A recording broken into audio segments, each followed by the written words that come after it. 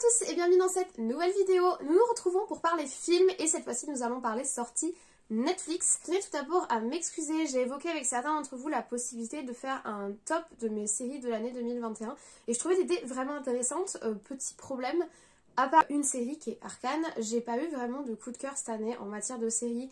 J'ai trouvé qu'il y avait quelques bonnes propositions, mais rien que je puisse mettre dans un top vraiment. Je pense que ce serait pas pertinent de faire un top 5, ou alors je mets 5 fois Arcane, mais disons qu'en vidéo ce serait pas super intéressant. Je vais pas vous proposer un top 5 des séries de l'année, après je vous invite bien sûr à aller voir les reviews que je vous ai fait sur les différentes séries, notamment Arcane puisque ça a été mon coup de cœur. Je m'abstiens pour cette fois-ci d'un top série, mais on se retrouve pour parler d'une critique de film, tout simplement pour parler d'une sortie Netflix que je ne comptais absolument pas voir puisque d'après le trailer ça n'avait pas l'air fifou dingue et qu'en plus il y a une actrice que j'aime pas trop dans le film. Au détour d'une conversation autour de mon top 10 de l'année dernière, des amis qui m'ont proposé de regarder ce film en me disant que ça pouvait être un bon compétiteur pour mon pire film de l'année, donc parlons-en. Nous allons parler de Mother Android qui est sorti le 7 janvier sur Netflix et... j'ai beaucoup de choses à dire.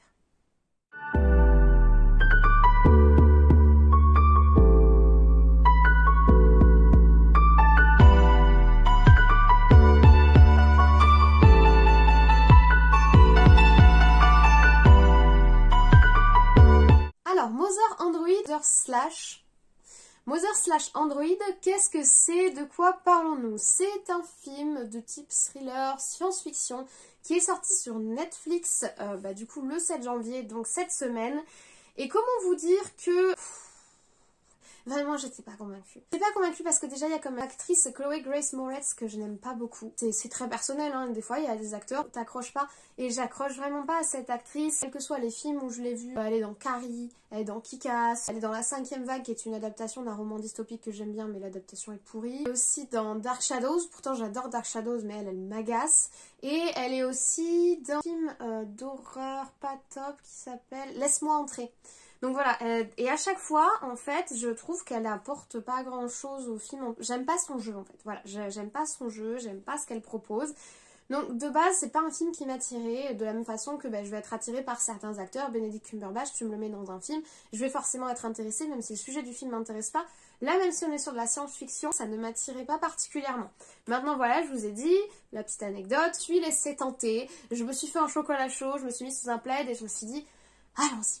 Alors, ce film, c'est le premier film d'un réalisateur roumain qui s'appelle Matson Tomlin, qui n'a pas fait particulièrement parler de lui, il a surtout participé à la rédaction de d'autres films, et apparemment il aurait fait partie du premier jet pour le Batman de 2022, The Batman qui va sortir en 2022 au niveau de l'écriture, mais voilà, il n'a pas fait particulièrement parler de lui. Honnêtement, je vais vous spoiler direct son regard en tant que réal, alors il est à la fois à l'écriture et à la réalisation sur ce film, Mother Android.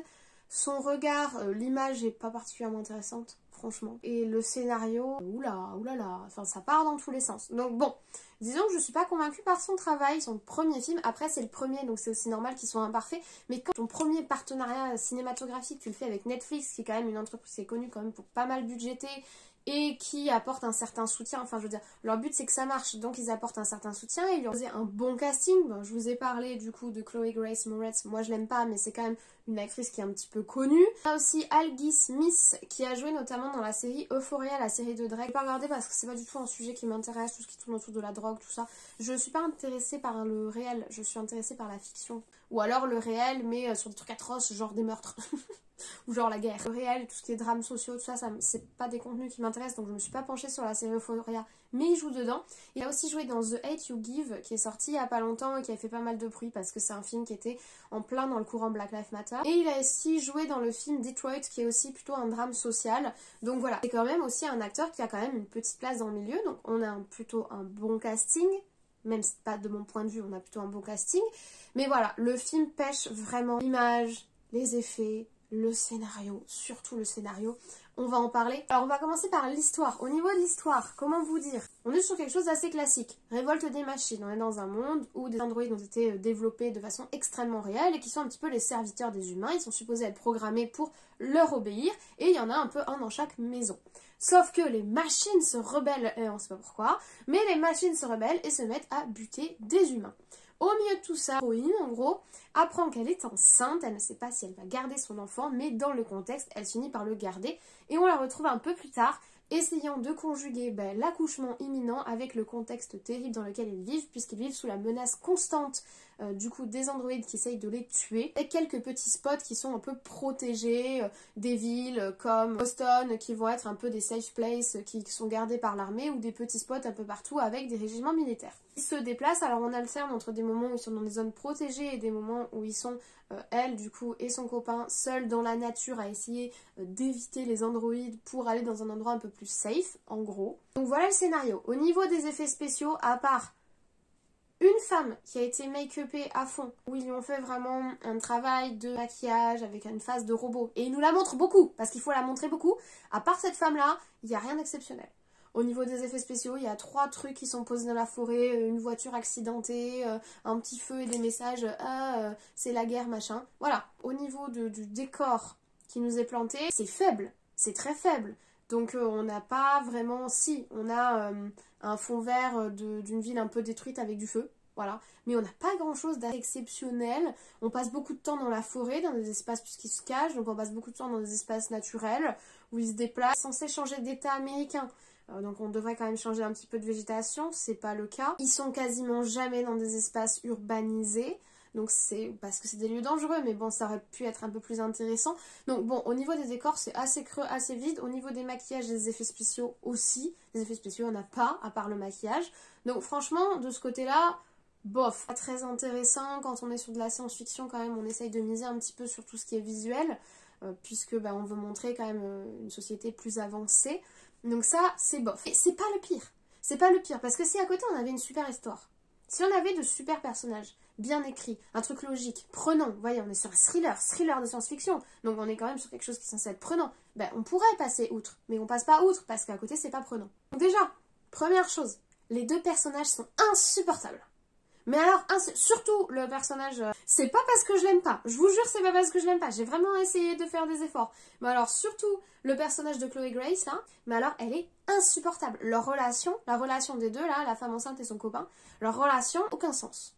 Elle est insupportable, ultra capricieuse, période apocalyptique, c'est la fin du monde, pourquoi tu embêtes tout le monde? Vraiment très très relou. Son mec, lui, on dirait une motte de beurre, et il subit, voilà. Il s'adapte, pas intéressant non plus, il prend pas de décision, il suit, et il est là, oh j'essaye d'être gentil, j'essaye de... Non, il faut des personnages qui claquent un petit peu. On a des rebondissements qui sont prévisibles à 800 000 km, mais à 800 000 km, en plus limite on te le dit, attention ceci est un rebondissement, limite si t'écoutes en fait, si juste t'écoutes les dialogues, et tu regardes comment il construit le film, tu vois exactement ce qui se passe. Donc c'est pas intéressant du tout. T'as pas ce côté thriller parce que t'as pas d'angoisse, t'as pas d'inquiétude particulière. En plus, il y a des trucs complètement... des objets, des trucs complètement... Des objets, ils sont là, ils sont pas là, ils sont là, ils sont là, tu sais pas comment ils les ont conservés, faut pas se poser la question. Il y a des moments, il y a des blancs. Alors oui, ils tombent dans les pommes, ok, mais après, pouf, tu sais pas comment ils sont arrivés là. Hop, voilà. Magie. Ils savent où sont des choses alors qu'ils sont jamais allés dans des endroits. Genre, il y a des endroits qu'ils n'ont jamais visités, ils savent exactement où c'est. Puis au niveau de la réalité d'une grossesse et de la réalité d'un accouchement, on est quand même pas très réaliste. Donc en fait, c'est tellement illogique du début à la fin.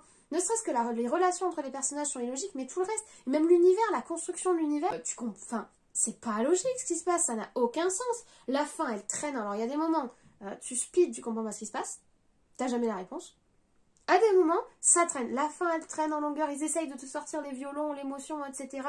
Avec plein d'espèces de flash et tout, de flashbacks, machin. Mais on a compris. T'aurais pas besoin de nous en mettre des tonnes à la fin pour créer de l'émotion si t'avais réussi à nous faire en sorte que 2 heures avant, on s'attache à tes personnages. En plus, tu n'as aucune réponse à tes questions. Tu te poses forcément des questions. Comment, pourquoi, qui on est censé être dans un thriller, je le rappelle. Donc comment, pourquoi, qui? Qu'est-ce que ça passe? Rien. Te pose pas de questions. Suis les péripéties des personnages. Non, c'était vraiment... c'est vrai que c'était dur quand même. Je comprends pourquoi ils m'ont dit que ça allait peut-être être mon pire film de l'année.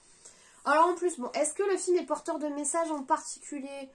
Je ne crois pas. Il y a un engagement, puisqu'on a mis en avant un couple avec de la diversité ethnique, mais c'est même plus un engagement, puisque c'est ce que font tous les films sur Netflix, donc c'est pas forcément un message en particulier. Le film ne sait pas ce qu'il fait lui-même. Le film lui-même, il sait pas quel est son but. il sait pas ce qui se passe. Le film ne sait pas ce qui se passe. C'est-à-dire que comment tu veux que le spectateur, qui est pas dans ta tête, de toi réalisateur ou de toi scénariste, comprenne ce qui se passe, si toi-même tu sais pas ce que tu veux faire. Tu sais pas où tu vas. Donc non, c'était difficile. C'était très difficile. Et alors du coup, j'ai pas compris le titre. Mother / Android. Pourquoi c'est pas Mother versus Android, du coup? Ils veulent mettre en avant le fait que la femme essaie de survivre contre les androïdes. Mother / Android. Mais rien que le titre, il va pas. Rien que le titre te dit que ça va pas le faire. Non, franchement, épargnez-vous. Épargnez-vous, sauf si vous avez vraiment 2 heures de votre temps à perdre. Épargnez-vous ce film parce que il est sans intérêt et il est agaçant. Moi, il m'a agacé parce que je me posais plein de questions et les actions des personnages n'ont aucun sens. Genre à un moment, il laisse une porte ouverte, ça m'a tellement énervé. Oui, ça fait un plan un peu poétique. Non, non, non, non, non, ça n'a pas de sens. Ça n'a pas de sens. Donc non, épargnez-vous, voilà, je l'ai vu. Et peut-être que ce sera mon pire film de l'année, non, je pense pas. On peut toujours faire mieux.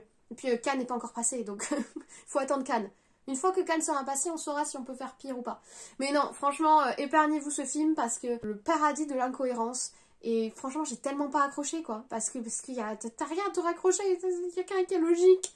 Là, le seul truc que j'ai trouvé cool, c'est les scarifications des militaires. C'est tout, le concept était intéressant. C'est tout. Ça allait pas plus loin que ça. Donc, dommage. Mais non, voilà, je vous remercie d'avoir écouté cette vidéo, je suis désolée pour mon agacement, mais ce film m'a vraiment agacé. Après, franchement, si vous voulez le voir, allez-y et n'hésitez pas à me laisser en commentaire votre avis si vous l'avez vu. Peut-être que vous avez aimé, que je suis passée complètement à côté, mais j'ai trouvé qu'il y avait vraiment un problème de construction dans ce film, il n'a pas été bien pensé, quoi. Le film, c'est quand même un objet qui doit être compris par autrui, un objet de communication, un objet qui doit se vendre aussi. Donc, à un moment, il faut définir une charte, où est-ce qu'on va, qu'est-ce qu'on fait, quel est l'objectif, etc. Là, ça a eu l'air un peu confus, alors oui, c'est le premier film du réal, mais peut-être essayer de faire moins ambitieux et plus accessible. Voilà, moins dans ta tête, plus avec tes spectateurs. Je sais pas. Voilà, en tout cas, comme d'habitude, je vous remercie de me suivre, je vous remercie pour votre soutien, je vous remercie pour nos échanges.